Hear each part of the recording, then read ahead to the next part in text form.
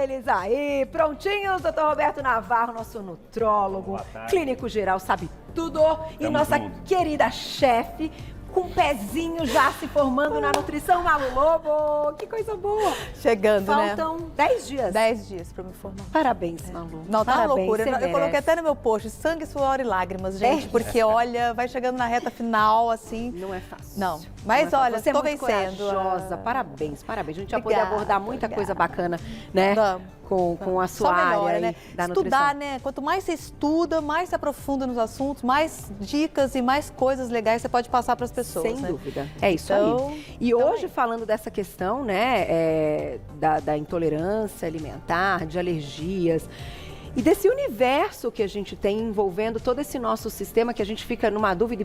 Quem tem filho pequeno sabe, a gente nunca sabe quando tem uma situação que envolve ali uma alergia, que a gente precisa ter uma pressa em buscar ajuda, ou quando aquilo realmente é uma hipersensibilidade. Então hoje o doutor Roberto vem com uma aula para a gente tirar todas as dúvidas. Aproveitem para mandar perguntinhas ao vivo, que temos tempo, né, doutor Roberto? Opa, bora. Bem-vindos. Obrigado, Carolzinha. Vamos lá. Você quer começar já com os nossos quadros, especificando um pouquinho cada tipo, ou você quer fazer uma introdução? Fique à vontade. Vamos fazer uma introdução, Carol, porque é um tema bem complexo, mas ao mesmo tempo uma queixa frequente em consultórios, do pediatra ao clínico, ao gastro, né, acho que aos nutrólogos, né, porque os sintomas se confundem. Podem ficar no aparelho digestivo, você fala, puxa, eu como, eu tenho dor, eu tenho cólica, eu tenho diarreia. Tem pessoas que não têm um sintoma no aparelho digestivo, mas pode ter algum sintoma ligado a alguma intolerância alimentar ou alguma questão que envolva o alimento, às vezes uma dor de cabeça, às vezes uma coceira na pele, né? Tá. Então, é um tema complexo, Carol, mas eu consegui tentar deixar um pouco mais didático, tá? Nós vamos, sim, eu quero mostrar a diferença entre eles, de alergia, hipersensibilidade e intolerância, Tá. como a gente diagnostica, que eu acho que na visão médica, né, a gente pode fazer algum exame, como é que a gente chega a essa conclusão, qual é o diagnóstico e qual a conduta também, né? O que se pode fazer para tentar amenizar esse quadro ou até fazer com que ele desapareça. Porque em cada um deles a gente tem um desconforto e alguns a gente tem até uma questão de mais urgência em agir quando a gente fala das alergias. Exatamente, é isso que eu quero mostrar. Vamos lá.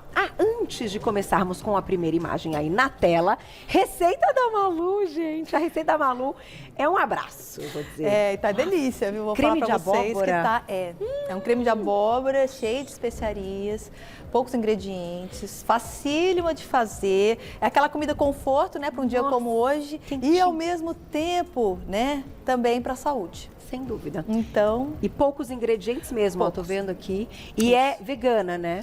sim, na verdade ela não vai ser vegana porque eu vou usar um queijo depois para finalizar, mas quem for é só tirar o queijo e trocar pela versão vegetal, exatamente.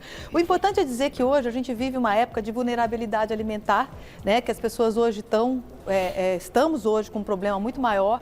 É uma receita que você faz aproveitamento integral, então você usa ela inteira e mais importante, gente, fácil de fazer, fica pronta rapidinho, não gasta muito gás. Então, é aquela receita perfeita para você cuidar da saúde e também da alimentação. Tá a cara desta semana, toda essa semana, né? Meio nubladinho e tal. É verdade. Aproveitem. Vamos começar com o primeiro quadro aí na tela, que a gente vai diferenciar, então, cada um deles. Começamos com intolerância alimentar. Vou ler para vocês, para o Dr. Roberto explicar. Então, ligado à má digestão do alimento, sintomas geralmente se limitam ao intestino.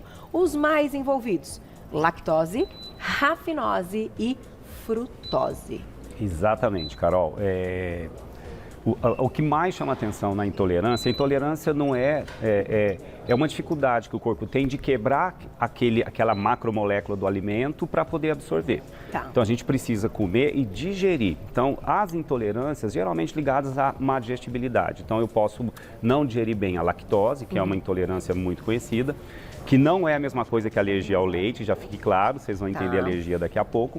Mas a intolerância à lactose pode ocorrer aí em quase 40% dos adultos, né? Pode ter predisposição genética, tem pessoas que vão desencadear a má digestão da lactose mais frequentemente em relação a outros que não têm a tendência genética. Os sintomas geralmente são muito desconfortáveis: estufamento, gases, cólica, diarreia. E que quando você elimina a lactose, você evita o alimento com lactose, os sintomas desaparecem. Né? Tá. O diagnóstico pode ser feito por exames, que vão dar o diagnóstico mais preciso, inclusive perfil genético se faz hoje também, quando se tem dúvida. E o único tratamento seria ou usar a enzima lactase, né? A gente produz uma enzima no intestino que quebra a lactose. Essa enzima chama lactase.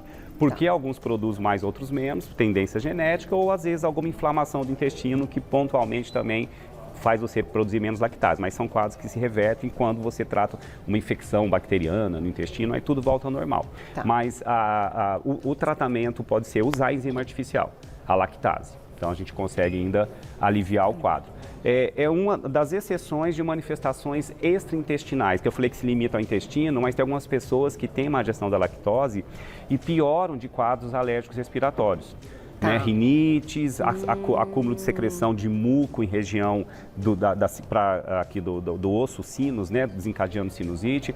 Nosso filho caçula, ele tinha intolerância à lactose e tinha muitos quadros de rinite, né, de espirrar. Quando descobrimos ele evitou a lactose, ele melhorou bastante desse quadro. Que legal. E o doutor Jamal também, né? E o doutor Jamal ajudou bastante, teve que fazer uma cirurgia. Meu pai também. Teve que fazer correções, né? Isso é a lactose, então isso é mais frequente, né? É mais comum, né, o diagnóstico. A má digestão da rafinose, a gente já falou aqui, é uma fibra encontrada em vários vegetais, brócolis, trigo, tem vários vegetais que contêm rafinose. E nós humanos não digerimos bem a lactose, a rafinose, porque a gente não tem a enzima para isso. Chama alfa-galactosidase, é uma questão racial, né? Nós, seres humanos, não temos, alguns animais digerem a rafinose. E o grau de intolerância pode ser quase imperceptível, pessoas que comem brócolis, feijão, repolho, né? Tem muito feijão, leguminosas, ervilha, lentilha, grão de bico, uma série de alimentos que contêm rafinose. Às vezes passa imperceptível, você prepara bem o alimento, faz lá o demolho, né? Você tira um pouquinho a rafinose, então você acaba tendo uma tolerância. Mas alguns não, um pouquinho que come já dá um baita desconforto, geralmente aparelho digestivo. Estufamento, gases, cólica, às vezes o intestino também solta. Muito frequente para quem tem intestino irritável, digerir mal a rafinose, né? E eu trouxe também, o diagnóstico é feito clínico, geralmente a gente observa. Não se precisa de muito exame, não. A gente faz um teste, fica um mês sem os alimentos mais envolvidos. Vamos ver o que você acha. O paciente às vezes melhora. E a gente faz o diagnóstico e a solução é usar a enzima artificial, alfa-galactosidase, ou não se expor a grandes quantidades dos alimentos que você tem essa hipersensibilidade. E eu trouxe a frutose, que é muito pouco falada, né? Existe intolerância à frutose, existe, e não é tão raro, Carol, acredite, mais ou menos 30% dos adultos podem ter uma má digestão, não é nem a questão da digestão, é absorver a lactose pelo intestino de maneira eficiente. Então, é um problema de absorção intestinal. Alguns receptores não funcionam bem, que joga a frutose para dentro da corrente circulatória.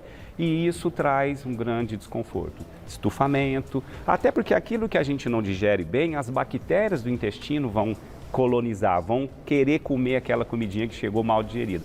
E vai gerar estufamento, gases, intolerância. E a má digestão da frutose tem exames específicos que podem diagnosticar, que é o teste de hipersensibilidade, teste de você, quando respira e expira, joga o ar para fora, saem o hidrogênio que sai no ar expirado, se estiver sendo produzido em níveis exagerados por má digestão da frutose, má absorção, você detecta esse excesso de hidrogênio pela respiração. Que legal! Chama teste expiratório do hidrogênio, que é bem sugestivo de má digestão, má absorção da frutose. E, doutor Roberto, eu ia aproveitar para te perguntar o seguinte, quando a gente está falando dessa questão da lactose e agora da frutose, que eu também não sabia, se expor menos a esses alimentos ainda vai ser mais benéfico do que fazer o uso, por exemplo, da lactase. Porque tem muita gente, não sei se vocês já ouviram, que usa a enzima porque tem vontade de comer o queijo e tudo mais, só que também tem um desconforto dessa lactase. Então, assim, da própria enzima. E aí prefere, então, retirar, porque no final é um desconforto pelo desconforto, acaba ficando complicado. Isso existe, então, também. Quem vai ter uma sensibilidade maior ainda à lactase. Depende do grau de má digestão da lactose. Quem tem graus muito leves, que um pouquinho da enzima digestiva já dá conta.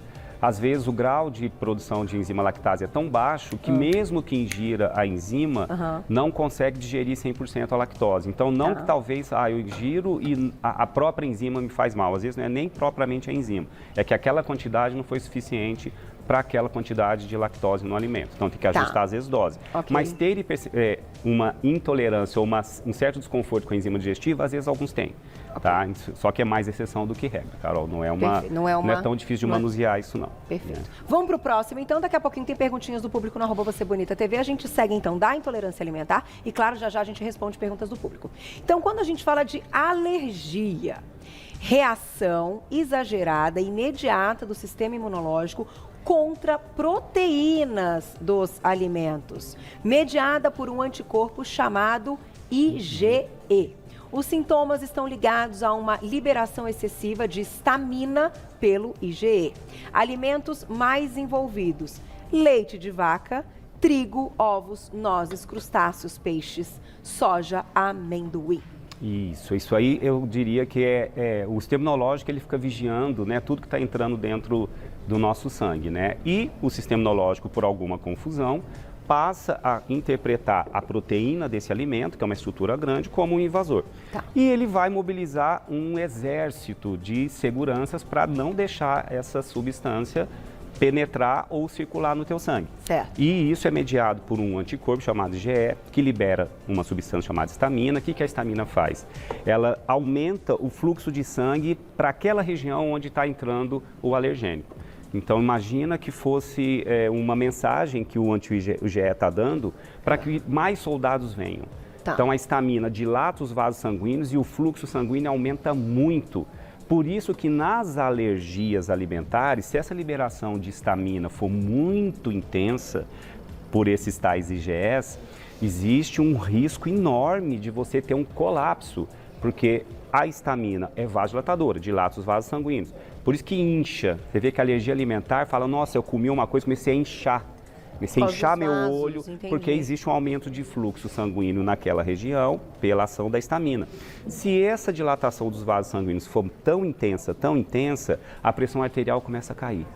Então, a pessoa pode sofrer um colapso circulatório, a pressão ficar baixa demais, ela entrar em choque e a óbito. Então, a alergia é um quadro mais grave.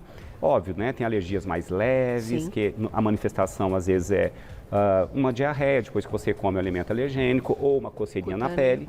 Mas se esse inchaço for na glote, por exemplo, tal do edema de glote, gera um risco de vida iminente. É um quadro que inspira mais cuidados, porque o risco clínico é maior. Pode atingir até 5% da população, as alergias alimentares. O diagnóstico, muitas vezes, é óbvio, porque a pessoa come aquele alimento e tem a manifestação clínica. Né? É rápido, né? É rápido, muito rápido. Ninguém vai ter uma alergia 3 dias depois no alimento que comeu. Vai ser na primeira contato, primeiro meia hora. Aquelas que a pessoa começa a ter e ela não consegue observar, né? Que é aquela do Teflon. Né, panelas de teflon. Então, quem tem, por exemplo, problemas com que não é ouro, que não é metal, né, que é metal normal, as pessoas às vezes elas têm alergias que elas não identificam. E às vezes está ligada à panela. Entendi. Pode ser. A panela velha, entendeu? Panela velha, infelizmente, não faz comida boa, gente. Olha só. Tem que jogar fora, tem que trocar. Malu acabou com a música.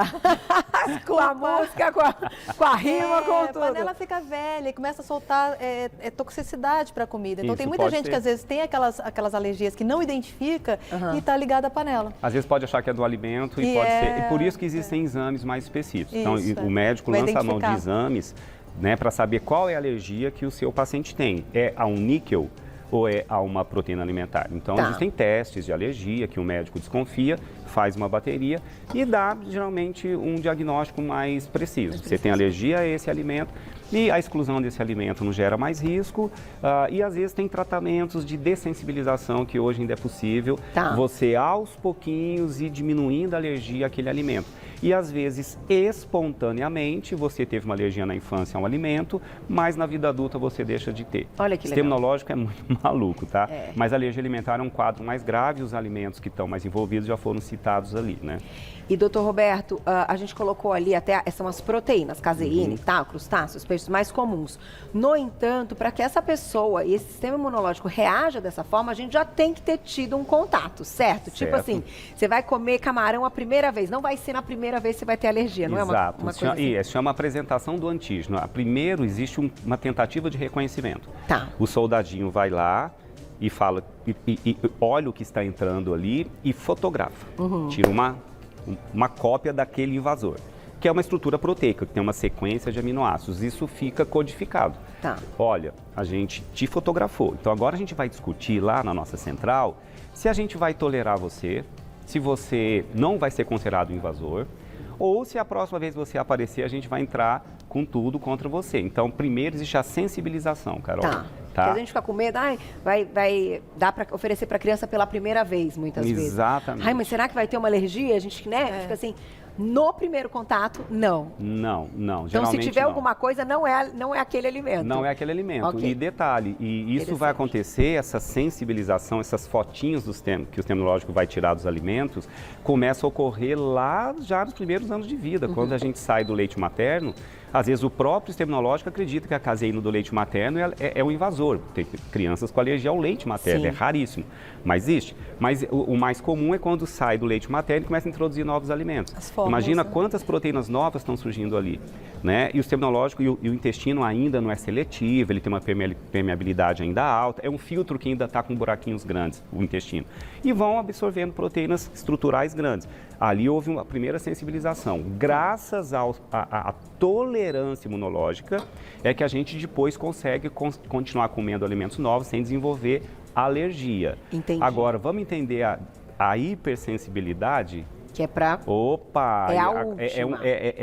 É mais ou menos um raciocínio parecido. Então, vamos imaginar que lá na infância foram fotografados esses alimentos, e o sistema imunológico tolerou, falou, não é invasor, nós temos sua foto, mas a gente vai considerar você um amigo, pode continuar comendo esse alimento. Ok. Tá. Isso, o intestino depois fica maduro, a permeabilidade intestinal diminui, depois da infância, nos primeiros anos de vida, ele fica íntegro e as proteínas grandes não vão passar mais ali por esse filtro, porque esse filtro não deixa passar estruturas grandes. Agora, se você aumentar a permeabilidade do intestino na vida adulta, por um quadro que a gente está estudando, porque a gente fala muito de hipersensibilidade alimentar, começa no intestino. A gente está linkando muito com microbiota, com flora intestinal, microbiota intestinal. Quando a gente desencadeia, às vezes, na vida adulta, um quadro chamado disbiose, que é um desequilíbrio da microbiota intestinal causado por excesso de agrotóxicos, o uso frequente de anti-inflamatórios, antibióticos, até o estresse emocional parece influenciar na disbiose, padrão alimentar inadequado, excesso de açúcar, excesso de alimentos ultraprocessados. Quando a gente gera disbiose, existe uma perda a permeabilidade intestinal volta a ficar maior, a seletividade passa a não ter mais. Aí aquelas proteínas que foram fotografadas, o sistema imunológico, por aumento da permeabilidade intestinal na vida adulta, vai ver, poxa, mas você aqui de novo? Entendi. Então vamos agora ver se eu vou tolerar você ou não, eu vou acreditar que você realmente é um invasor. Então a hipersensibilidade, o que diferencia da alergia? Geralmente ocorre mais na vida adulta, né? A manifestação, o anticorpo envolvido nesse reconhecimento não é o IgE, que a gente falou antes da alergia, não é o que é uma outra famíliazinha chamada IgG, parece que uma subclasse chamada IgG4, que tem a fotinho. Então, se esse tal IgG4 acreditar que você está aparecendo aqui toda hora, em grandes quantidades, eu vou começar a te atacar. E é uma briga diferente, não é por liberação de histamina. É o IgG4 grudando, chama reação antígeno-anticorpo. Tá. É um complexo, o soldadinho gruda no invasor. Só que não é um invasorzinho, são várias proteínas do alimento, né? A gente fala como se fosse uma, são várias. Mesmo que seja um tipo de proteína, mas são várias microproteínas ali penetrando. Imagina essa briga desse complexo com esse anticorpo circulando no teu sangue. Então, você pode ter uma manifestação inicialmente, não logo de imediato, pode levar até 96 horas, até 3 a 4 dias, para você começar a ter manifestação clínica, que pode ficar no intestino? Pode. Você pode também ter desconforto, estufamento, cólica, dor abdominal, pode. Só que como esse complexo antígeno-anticorpo começa a circular no teu sangue e vai para tudo quanto é canto, vai para a microcirculação sanguínea da tua pele, do teu cérebro, do teu rim, para vários órgãos. Tá. E aí começa uma briguinha imunológica, né? Ali naquela região vai começar a ter uma manifestação clínica. Então a hipersensibilidade, ela pode ser, sintomas são mais sistêmicos. Você pode ter dor articular, uma coceirinha na pele, uma dor de cabeça, uma sensação de fadiga, uma concentração ruim, uma cólica. Os sintomas de hipersensibilidade, Carol, são tantos que é difícil resumir.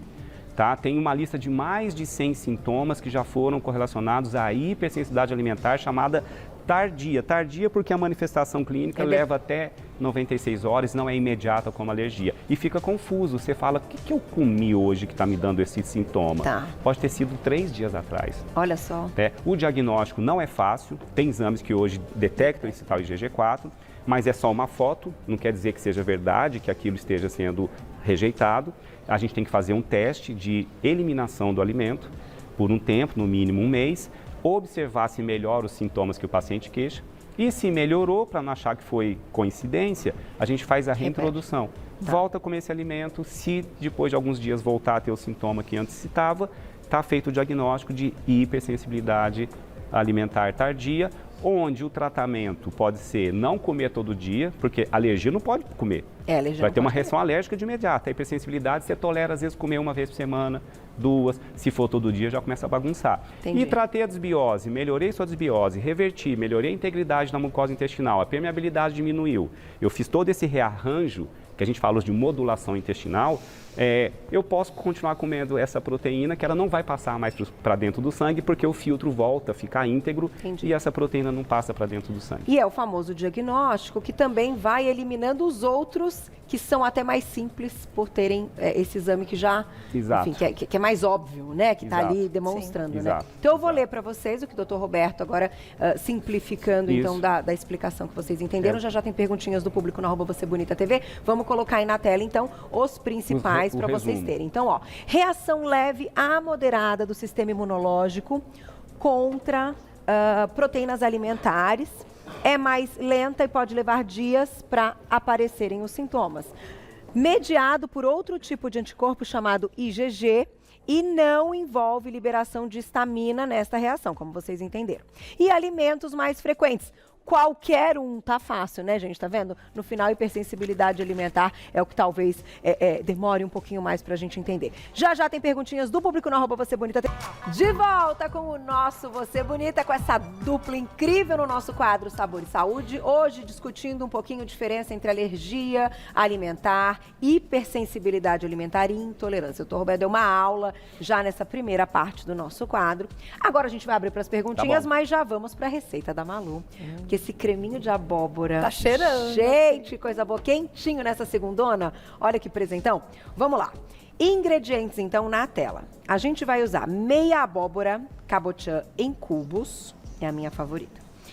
Uma cebola picada. Uma colher de sobremesa de cúrcuma. 3 cravos. Uma colher de chá de semente de mostarda.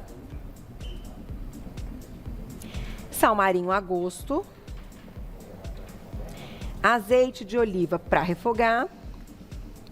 Queijo gorgonzola para finalizar. Meu Deus, que delícia. E de 3 a 4 xícaras de água ou caldo de legumes caseiro. Esse queijinho aí, o Roberto, ele me deu uma pequena espancada, né? Porque ele é alergênico. Mas foi só assim uma indulgência, né? Aquele, sabe, quem pode faz. Quem pode coloca, porque dá ali sabor. No prato, ali vocês viram que eu coloquei ali também semente de abóbora, que você pode usar como para finalizar. E o tomatinho assado, viu, gente? Deixa eu me justificar aqui, a gente brinca, vão achar que eu tô colocando a Malu. Vão achar que tá... Ai, não, eles são muito divertidos, gente, muito divertidos. E a Malu é livre, entendeu? Então ela fala assim, essa é a Malu, entendeu? Então ela faz a brincadeira sem fio. E nem tem criança, fala vontade de morder, aí a mãe fala, não morde não. Mas sabe o que eu digo? Vocês, essa intimidade que vocês têm com o público, comigo, com a equipe, que faz não é verdade? Que faz as coisas serem naturais e assim é muito mais gostoso, tenho certeza que o público também adora. Vamos lá, Malu. Mas vamos, ó, bom, o queijo é indulgência, né? Aquilo, quem pode, quem não pode, coloca outra coisa. O mais importante dessa receita, Carol, você viu que o pessoal viu aí que há pouquíssimos ingredientes, né? Cebola praticamente. Nós vamos usar algumas especiarias. Gente, especiarias, elas são extremamente importantes para a nossa saúde. Elas vêm para poder trazer sabor, cor e principalmente nutrientes. Então, por exemplo, você vai falar assim, mas Malu, por que você está usando a cebola? Né? Você poderia usar aí, por exemplo, um caldo desses prontos Esses caldos, gente, o que acontece com eles? Eles não têm nenhum nutriente, são riquíssimos em sódio, não vão te fazer bem. É uma bomba né? de sódio. Então, assim, quando você vai cozinhar, você usar cebola, alho, gengibre, cúrcuma, você está protegendo o seu corpo, né? Então, você está trazendo para o seu corpo armas de defesa, né, Roberto? Inclusive ajuda na digestão também, alguns compostos. Exatamente, eles ajudam na nossa digestão. Hoje você colocou cúrcuma. Nós vamos colocar aqui a cúrcuma, Carolzinha, tá? Já é agora, né? Quando Já tá refogando. aqui para refogar. Nós vamos usar a cúrcuma, ela ajuda inclusive na digestão, na digestibilidade. Então é importante que você use as especiarias, né? Tem até uma piadinha, né, que o pessoal fala, né, com tanta especiaria você tá lá usando, né? Não pode, gente. Não pode. Estou usando aqui o cravo, tá? Pode ser cravo em pó, moído, só que deixa para moer na hora, gente. As especiarias, elas são ricas, em geral, em óleos. Esses óleos, eles são importantes e eles oxidam. Então, se você comprar tudo moído, ele vai estar oxidado. Entendi. Então, não é legal, tá? Então, você vai, sempre que você comprar especiaria, tenta comprar, tipo, noz moscada, cardamomo, tenta comprar sempre o bago, a semente, tá? E deixa para moer e fazer na hora. Certo. E eu vou colocar uma coisa aqui que é uma excelente fonte de selênio. E as pessoas quase não usam. Semente de mostarda, gente. Semente de mostarda dá um sabor todo especial para esse prato. E ela é riquíssima em selênio, tá? Aí fala, mas Malu, você está colocando ela inteira? Sim, porque quando você vai cozinhar ela, o que vai acontecer? Ela vai ficar macia. Agora, ó, ela é durinha. Tá. Só que quando você hidrata, ela vai ficar bem macinha. Ó, aqui tá o grãozinho, isso, né? Carol. Ó, aí então, hidratando, ela fica molinha. Isso. Então eu já estou colocando aqui, por quê? Porque eu estou ativando, eu estou aquecendo aqui, né, esses óleos que são presentes nessas especiarias e elas vão soltar e liberar mais o potencial delas, bioativos, né? E de melhorar a nossa digestibilidade, etc. Você tirou a casca da abóbora que eu estou vendo aqui, já vou te perguntar. Então, na verdade, é assim. Essa abóbora, ela deveria ter sido com casca, tá? Só que mandei Fernando Navarro, mora com a gente, nosso filho. Beijo pro Fernando. E aí o doutor Fernando foi lá e comprou ela já cortada, descascada, entendeu? Mas este prato com a casca ficaria excelente, porque você nem perceberia. Era só tirar as sementes, cortar em cubos e colocar aqui. E você deu uma bronca no coitado do Fernando. Como eu estava fazendo o trabalho, aí eu falei pro Fernando, falei, ô Nando, vai lá pra mamãe, né? Ele foi, mas aí ele trouxe a errada. Não, e é legal a gente falar a respeito desse assunto, porque muitos estabelecimentos já vendem assim, achando que para facilitar e tal. E você já comentou várias vezes que a gente não pode desperdiçar. Não. Então tem que comprar o alimento inteiro. E é muito mais barato, viu? Pagou mais caro. Também acho. Mas Fernando é rico. Mentira. Beijo por nada. Sua família é demais. Vou colocar, pode colocar a perguntinha agora? Então vamos colocar agora, você já explica da abóbora. Quer falar agora? Não, pode. Vamos colocar na tela, olha lá. Quem escreveu pra gente, aproveitem, tá bombando lá no Instagram, hein? Dani, obrigada, um beijo. A cafeína afeta o meu labirinto e sinto vertigem se consumir. Isso pode ser considerado intolerância? Se for colocar na palavra genericamente, tudo que eu tenho de desconforto de um alimento é uma intolerância, teoricamente poderia chamar. Sim. Mas não, a gente não classifica de intolerância, não. Você tem, provavelmente você metaboliza mais lenta a cafeína. Hoje está provado que geneticamente isso é individual. Tem pessoas que a cafeína entra no sangue, passa pelo fígado, o fígado vai tirando do sangue rapidinho, vai metabolizando. Pessoas que podem tomar 1 litro de café e dormir que nem um anjinho meia hora depois. Quem metaboliza lento, é um detoxificante lento da cafeína, tem mais efeitos secundários, ela vai ficar no teu sangue mais tempo. E ela pode, sim, afetar, assim, batida do coração, taquicardia, insônia e, às vezes, para quem tem sensibilidade no labirinto, a cafeína também pode alterar e você ter desconforto. É um tipo de intolerância, Então, evite aí o excesso da cafeína. Você quer colocar abóbora? Vou colocar abóbora. Gente, o segredo desse prato, ele é muito simples, tá? Você pode preparar ele 2 ingredientes, né? 3, né, na verdade. A abóbora, a cebola e o sal. Acabou, põe a água, né? Claro. Nós estamos usando as especiarias para melhorar a digestibilidade, melhorar nutrientes, né? Que é importante, isso para a sua saúde. O segredo aqui é a cor da cebola. Cozinha é tempo e temperatura. Então, a minha cebola, ela tem que começar a dourar, tá? Começa com tudo baixo, fogo baixo, põe o azeite e deixa a cebola soltando a aguinha dela. É ali que ela vai soltar mais sabor. Tá. Vou colocar minha abóbora inteira, ó, aqui. Vou colocar um pouco de sal, porque a mamãe está assistindo. Beijo. Não perde, cara. E ela fica Você não esquece mais. Não. Não, uma receita que tem um custo bem baixo, né, Manu? Muito baixo, cara. E aí, olha, coloquei a água, ó. Poderia ser, então, caldo que você comentou. Sim, caldo de legumes é uma ótima forma de aproveitamento integral de alimentos e de preservação de nutrientes também, né? Porque você coloca tudo ali, deixa cozinhar, você vai ter bastante nutrientes, ó. Cobri, deixei, agora eu vou cozinhar ela, ó. Acabou.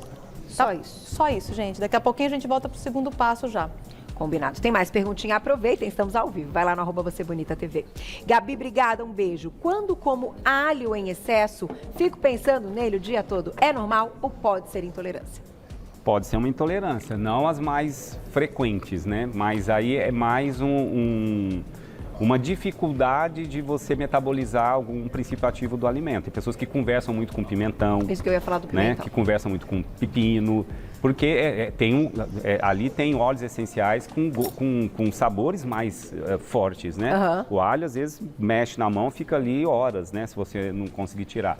Então pode haver esse tipo de intolerância, mas é mais só o desconforto de ficar conversando com o alimento. Tá. Geralmente não vai dar diarreia, não vai dar estufamento, não vai dar cólica, não vai ter manifestação sistêmica, né? Então é um tipo de intolerância, se quiser falar assim, tudo bem, mas que clinicamente não é tão relevante, né? O máximo que vai dizer então come menos alho, tá, né? Agora, não, eu tenho isso, ainda tenho manifestação clínica, eu tenho quando como alho ou outro alimento e tenho estufamento, diarreia, cólicas, aí não, pode ser uma hipersensibilidade. E aí merece investigação. Aí merece investigação mais criteriosa, sem dúvida. E o modo de preparo também vai influenciar. O modo de preparo também. Por exemplo, o pimentão, por exemplo, né? A forma como a cor dele vai...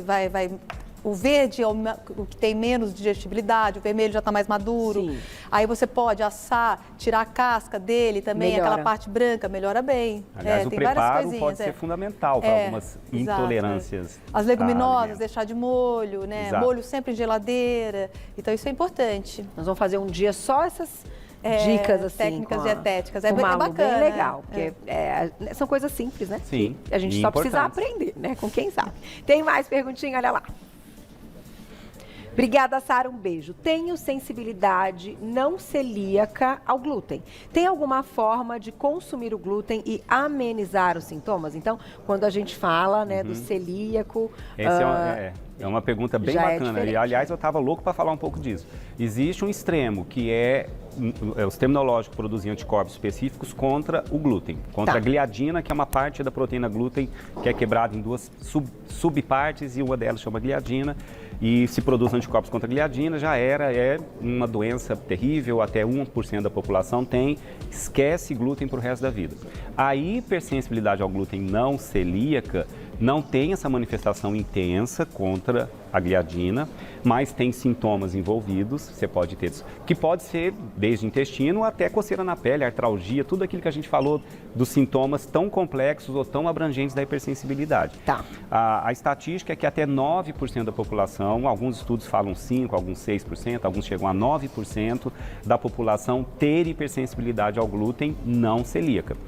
Como não é uma alergia, você pode ter alergia ao trigo, a outro componente do trigo que não seja a gliadina nem uma proteína específica do trigo. O trigo tem outras proteínas. Tá. Então, alergia ao trigo é uma coisa, doença celíaca é outra e a hipersensibilidade ao glúten não celíaca outra. Qual é a conduta? Não comer com frequência. Então, você tem que comer bem menos. Então, eu tenho pacientes hipersensíveis ao glúten. Começa a ser o louco do glúten todo dia, que é pão, biscoito, bolacha, massa, o louco do glúten é ótimo. É o louco, vai dar problema. Esse paciente vai ter sintoma. Aí quando ele fala, nossa, primeiro faz o teste, né? Quem está em casa fala, será que eu sou hipersensível ao glúten? Fica um mês sem, com a ajuda de nutricionista, de alguém te orientando, 30 dias sem aquele alimento. Vê o que você melhora. Melhorei da minha coceira na pele. Sempre com orientação. Sempre com orientação. Depois volta, teve a coceira na pele de novo, é um hipersensível. Vê o teu timing aí, que algumas pessoas toleram até 2 vezes por semana, com intervalos de 96 horas entre uma vez e outra. Eu vou comer 2 vezes por semana, segunda e sexta. Se comer 2 dias seguidos, às vezes pode ter uma manifestação clínica leve. Mas é tão interessante isso, porque assim, são coisas que, num primeiro momento, para leigos, para gente, né, nós que não somos médicos, então eu e o público não médico, né, são muito parecidos nos seus sintomas e nas coisas que podem causar. No entanto, a doença celíaca, como você disse, é uma doença autoimune, então é completamente diferente da alergia, que é diferente. Isso. Gente, então assim, imagina quanta, né, que rolo. Por isso que tem que procurar um médico e, na verdade, ter Carol, o diagnóstico correto, né? E na verdade, tudo está envolvido o sistema imunológico. Então, a gente vai estudar o sistema imunológico, ele é altamente complexo. São soldadinhos diferentes, então a hipersensibilidade pode estar ligado à quantidade e frequência que usa. Se eu não como muito e não como grandes quantidades, a hipersensibilidade pode não surgir. E o hipersensível pode se tornar, eu sou hipersensível ao glúten, eu posso vir a ser um celíaco? Se você tiver uma tendência genética, por estudos de genes, hoje a gente sabe que pode estar ligado a alguns genes, você pode desenvolver sim, infelizmente. Tá? Mas tudo se acompanha, né, Carol? O que você falou, é o acompanhamento, diagnóstico. Ter o diagnóstico, sabe? Isso, perfeito. Vamos finalizar a receita para a gente continuar respondendo mais perguntinhas. Bom, o que vai acontecer aqui, Carol? Meus cubos de abóbora vão cozinhar, tá? Quando eles estiverem macios, bem dá uma olhadinha aí. Aí. Você vai bater. Eu vou bater, Carol. Ou pode ser com mix, tá? Tá. Esse é silencioso, esse é perfeito para ter. Ela foi buscar um perfeito. Eu fui buscar um perfeito. E nós vamos bater, triturar quando a abóbora estiver macia, tá, gente? Quando a abóbora estiver bem macia. A nossa não chegou, acho que no ponto. Não chegou no ponto ainda. É bem rápido, tá, gente? 15 minutinhos ela tá pronta, ó. E aí eu vou bater até ela se transformar nesse caldo, tá? O que acontece? Aquele cravo que a gente colocou, você pode triturar ele também. Tá. Porque você não compra o cravo em pó? Então, nosso cravo você vai triturar e ele vai soltar até mais gosto aqui comigo, tá? E daqui, gente, é isso. Agora é só finalizar a receita. Maravilhoso. E quem quiser colocar na pressão, pode? Porque tem muita gente que curte, né? Pode, sim. Quem tem panela, aquelas panelas de pressão, inclusive as elétricas, pode sim. Você vai diminuir o tempo de cocção, tá? Não tem problema nenhum. Tá. Mesmo processo. O segredo é dourar a cebola. Dourou a cebola, faz isso. Gente, esse processo você pode fazer, tá? Sopa com mandioquinha, você pode fazer com abobrinha, você pode fazer com chuchu. Com tomate. Tomate. Sopa de tomate com quinoa, que delícia. Então, né? Bom, né? Pode, sem problema nenhum, tá, gente? O processo é o mesmo. O importante é entender que as especiarias estão aí para defender a tua saúde. Perfeito. Então não é caro, é barato, né? E dura muito. Concordo. É só não comprar moído, tá? Compra elas íntegras e aí você vai usando de acordo. Então vamos colocar mais perguntinhas enquanto o Malu vai nos servir. Olha lá quem escreveu pra gente. Obrigada, Sandra. Um beijo. Quanto tempo após consumir o alimento, o alérgico /intolerante, vai sentir algum desconforto ou sintoma? Se for um alérgico, esses sintomas vão surgir dentro das primeiros 30 minutos, porque assim que o alimento chegar a ter o contato com a mucosa intestinal, dali já tem anticorpos e já agindo contra, né? E começou a absorver, então dentro da primeira meia hora. O intolerante, se for intolerante à digestão do alimento, ele vai sentir também dentro da primeira 1, 2, 3 horas no máximo. Tá. Ele vai ter estufamento, vai ter gases, vai ter diarreia, né? Então a alergia é de imediato. Só a hipersensibilidade alimentar que nem sempre é na hora. Tá. Os sintomas podem surgir até 3, 4 dias depois, né? E esse é o desafio a alergia talvez seja uma coisa mais fácil de diagnosticar, sim, né, doutor sim, Roberto? Sim, eu acho que é uma rejeição do sistema imunológico muito intensa, né? Muitos soldadinhos lutando contra o invasor. E urticária? Né? É um quadro geralmente alérgico, ligado à histamina, geralmente liberação de histamina, urticária. Agora, uma coceira crônica, que por hipersensibilidade a um alimento, que não é por liberação de histamina, mas que toda hora está acontecendo e você está coçando, ali também começa a formar uma camadinha mais espessa de pele e fica uma lesão urticariforme, que a gente fala. Mas geralmente está ligado às urticárias tradicionais ligadas à alergia mesmo alimentar, geralmente com liberação de histamina. Tem mais, olha lá. Obrigada, Roseli. Um beijo. Eu descobri que sou intolerante à lactose depois dos 60 anos. Como é possível? Então, pode, né? Não quer dizer que não seja porque nunca foi, né? O que a gente sabe é que existe genes envolvidos que fazem você ser um lactase persistente ou não. O que é isso? Lactase é enzima que a gente tem que produzir no intestino para digerir a lactose. Então, geneticamente, como as pessoas nascem com uma diminuição progressiva dessa produção da lactose. lactase no intestino, Tá. que pode começar a partir dos 30, 20, 40, 50, 60 anos, isso pode acontecer. E às vezes a pessoa se torna intolerante à lactose pontualmente. Você teve uma inflamação no intestino, eu tenho uma colite, eu tenho uma doença inflamatória intestinal, onde a mucosa do intestino está constantemente inflamada e ali onde é produzida a lactase nessa mucosa íntegra, por estar inflamada, não se produz a lactase. Por exemplo, você pode ter uma infecção intestinal e ficar intolerante à lactose enquanto o seu intestino estiver inflamado. Verdade. Mas depois que isso passou, tratou a infecção, passou aquele quadro inflamatório, a mucosa intestinal volta à integridade e você volta a produzir a lactase e não fica mais intolerante à lactose. No caso dele, eu não sei qual é, né, a evolução disso, mas ele pode ter ficado intolerante à lactose a partir de 60 anos.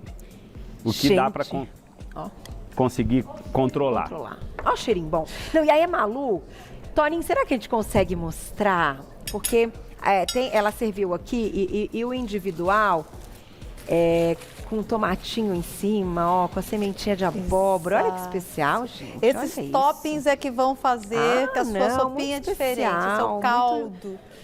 Né? Nossa, que coisa boa. E muito rápido mesmo, né? Rápido, Carol. Essa semente de abóbora, eu sou apaixonada, eu sempre tenho para jogar na salada. E aí, você sabe que o óleo dela é excelente pro cabelo, né? Pra quem tá com queda, Tá bom. Vamos para mais uma perguntinha enquanto a gente experimenta essa delícia, olha lá. Obrigada, Adriana, um beijo. Milho ou derivados podem causar intolerância? Meu marido sente estufamento e coceira. Pode. A hipersensibilidade pode ser com qualquer alimento. Ele pode ter uma hipersensibilidade à proteína do milho. Aliás, as proteínas que levam a maior hipersensibilidade são chamadas de macroproteínas, proteínas estruturalmente grandes. A caseína é uma proteína grande, o glúten, a proteína do milho é uma proteína macroproteína, tá? A proteína da soja, a proteína do ovo, são consideradas macroproteínas. Então a chance de hipersensibilidade é maior mesmo. Tá? Então pode ser ao milho? Pode. Não está citado lá na telazinha, mas pode ser. É, o grão também pode ser. Dá tempo de mais uma, Gláucia? Vocês não têm noção de como tá bom, né, Carol? Marília, um beijo, obrigada. Eu vou chegar bem pertinho para ler para vocês, ó. Há 2 anos faço dieta low carb. Minha saúde mudou de 0 a 100. Uns dias atrás, saí um pouco da dieta, comendo farinha branca e outros alimentos que não estava acostumada. Passei muito mal e cheguei a ter que ir ao médico. Isso é sinal de intolerância? Marília, vamos dar as mãos, porque comigo acontece a mesma coisa. Quando você faz um low carb, qual alimento que você mais exclui do dia a dia? Geralmente cereal. Quando você faz um low carb, você vai evitar o trigo, vai evitar o pão, o biscoito, a bolacha, a massa. Você vai evitar o arroz, a mandioca, a batata. Provavelmente desses, o que mais causa hipersensibilidade é o trigo. Então, acredito que num low carb, onde ela evita a farinha de trigo e fica lá um tempo sem, né? Tá tudo já equilibradinho. De repente, do nada, vem um monte de estruturas que o sistema imunológico vai voltar a reconhecer como um possível invasor e isso vai desencadear intolerância. A rafinose, por exemplo, está em muito cereal. Tem pessoas que falam, cortei farinhas, melhorei de estufamento, porque o problema está na rafinose, às vezes não está nem no glúten. Nem no glúten. Entendeu? Nem É no confuso. trigo. É confuso. É confuso, mas de qualquer forma, eu acho que quem faz low carb retira muito trigo. Por isso que depois não consegue muito as farinhas brancas, uma delas é o do trigo, né? E por isso que a forma de preparo é importante, né? Que a gente fala, mas às vezes você está confundindo e a modo que você está preparando o alimento é que está errado. Porque você quer fazer preservação de nutrientes ou você quer tirar fator antinutricional, tem que saber preparar. Gente, tá muito deliciosa esse creme da Malu, mas tá bom demais. Tá. Eu queria só encerrar, Gláucia, agora só pegando esse gancho da Marília, que ela fala do low carb. Eu sei que tem muita gente que tem esse estilo de vida, que o low carb é um estilo de vida, vai além da questão da alimentação e é muito o controle da insulina. Doutor Roberto, você tá ali num low carb, de repente um dia você sair desse low carb, ingerir como ela colocou nessa situação, ou o trigo, ou qualquer outra coisa que vai aumentar a insulina, também esse ponto de dar um pico de insulina num corpo que há muito tempo não tinha esse pico, pode dar ruim também, não pode? Pode. Você pode ter sintomas, que a insulina liberada em grandes quantidades, ela vai jogar a glicose para dentro das suas células com tanta rapidez que você vai ter uma hipoglicemia momentânea. Insulina é importante existir, o problema é o excesso dela. Entendi. Que joga a glicose para dentro da célula, falta um pouquinho para o cérebro, você pode ter mal-estar, enjoo, tontura. Talvez né? pode também ser isso da Marília, né? Às Também. vezes nosso corpo não tinha, mas de repente Também. deu pico, né? Comer um doce, Também. alguma coisa assim. Exatamente. E aí dá uma desorganizada, né, Malu? Obrigada mais uma Tchauzinho. vez, vocês são maravilhosos. Chegaram várias perguntinhas, eles sempre são muito gentis, conseguem responder. Sim. Doutor Roberto também tem as lives, amanhã tem live. Se Deus quiser. Às Estaremos 8? juntos, Às 8h30. Lá no Instagram, Dr. Roberto, @ doutor abreviado Roberto Navarro, tudo Isso. junto, @ doutor abreviado Roberto Navarro, tudo junto. Você encontra o trabalho dele. E lá o da nossa queridíssima chefe Malu Lobo é @ chefe Malu Lobo, tudo junto, @ chefe Malu Lobo, tudo junto. Tem o site nutrasaudenacozinha.com.br. Malu tem livro, Malu tem curso, Malu tem tudo.